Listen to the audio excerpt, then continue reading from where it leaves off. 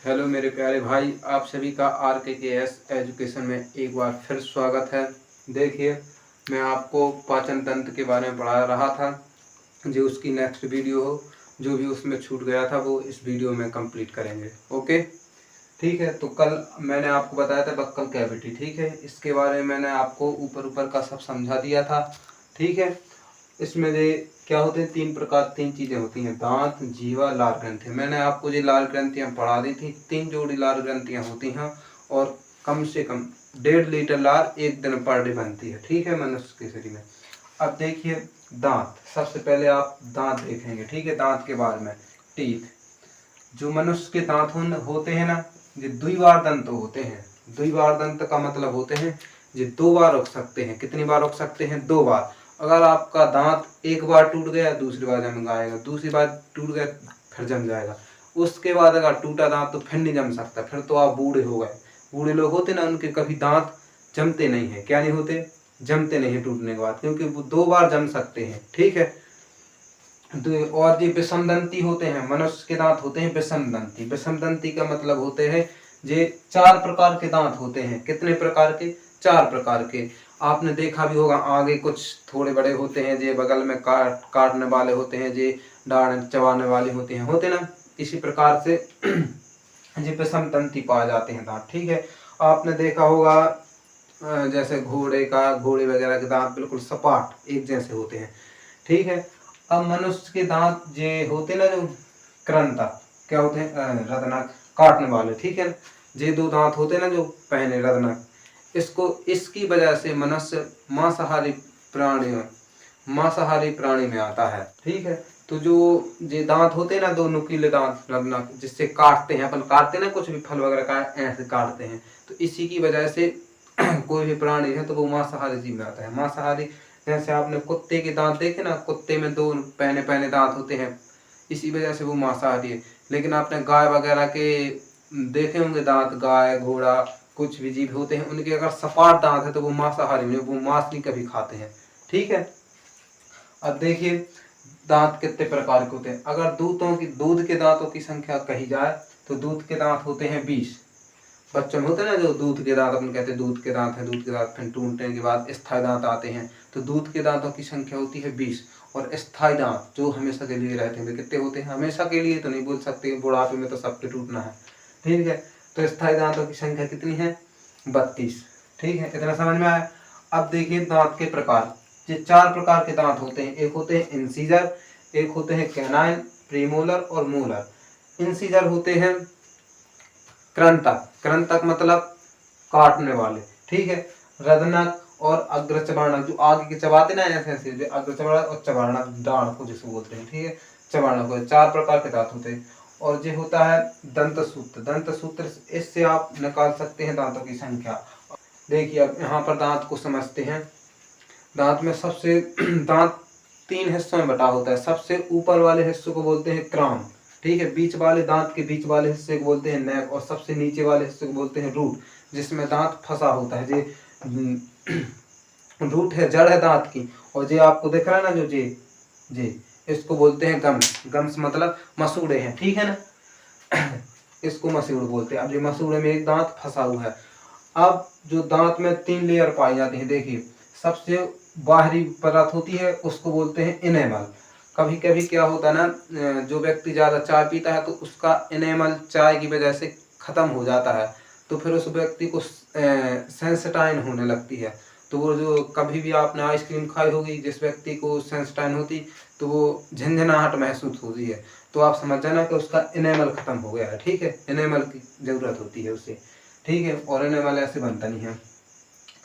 अब देखिए, एक क्वेश्चन बनता है कि शरीर का, मनुष्य की बॉडी में सबसे कठोरतम पदार्थ हिस्सा कौन सा होता है? तो कौन सा होता है? दांत का इनेमल। ये सबसे कठोरतम भाग है, इनेमल सबसे कठोरतम होता है। लेकिन सोचिए, चाय चाय क्या से क्या कर देती है, ठीक है। उसके जस्ट नीचे आएंगे तो ये इस वाले लेयर को बोलते हैं डेंटाइन, ठीक है।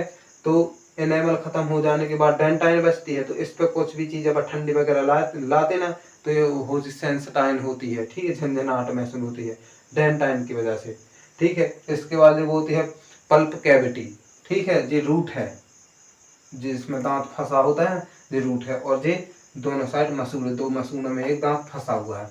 अब एक क्वेश्चन अक्सर व्यापक में पूछा जाता है, सभी एग्जामों में मैंने तो देखा कम से 10 बार एक क्वेश्चन बनता है कि मनुष्य के दांत में क्या क्या उपस्थित होता है। आपको खनिज बता देखिए, कैल्शियम, फास्फेट तथा कार्बोनेट, इन चीजों से मिलकर मनुष्य के दांत बने होते हैं। कैल्शियम, फास्फेट तथा कार्बोनेट, ठीक है, 3 चीजों से मिलकर मनुष्य के दांत बने होते हैं।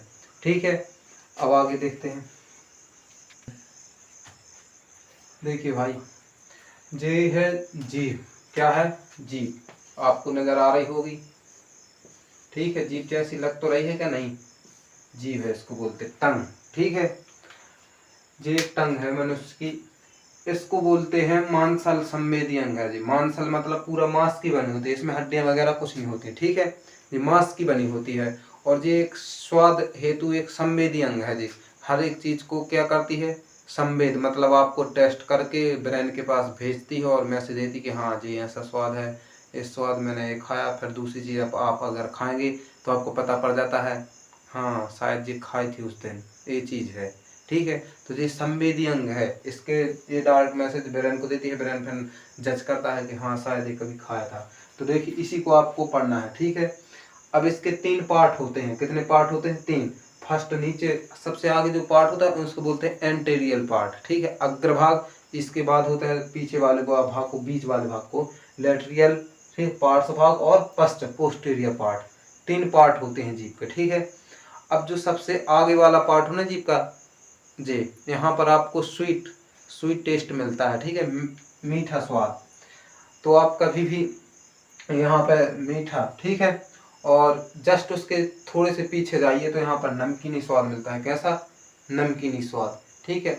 अब देखिए कभी कभी आपने मिर्च टेस्ट करना आप, तो आगे से टेस्ट करते हैं अपना, ऐसे टका के देखो के देना कि मिर्च चिपड़ी है कि नहीं है, ठीक है। तो वो कैसे करते हैं? अगर आपने आगे टच की तो फिर उससे आपको चिपरा महसूस नहीं होगा। क्यों नहीं होगा? क्योंकि आगे आपको मीठा स्वाद मिलता है। लेकिन कुछ लोग कहेंगे नहीं हमने तो यहाँ से लगाई थी, हमें तो चिपरा लग गया। तो अब वो चिपरा क्यों लग जाता है? देखिए यहाँ पर बहुत सारे टेस्ट बर्ड्स पाए जाते हैं, जिसको बोलती हैं स्वाद कलिका। पूरे जीभ में कम से कम 2000 ऑप्शन में आ तो 9000 है, वैसे कितना है? 9000 स्वाद कलिकाएं पाई जाती हैं। मनुष्य की जीभ में 9000 स्वाद कलिकाएं पाई जाती हैं। अगर आपने यहाँ पे टच किया तो वो पूरे में फैल जाती हैं, तो फिर आपको चिपरा महसूस होता है। लेकिन चिपरा यहाँ से महसूस नहीं होता है, ठीक है। तीखा जो भी समझो, ठीक है। यहाँ पर नमकीन स्वाद मिलता है, उसके जस्ट पीछे जाओ तो यहाँ पर खट्टा स्वाद मिलता है, ठीक है।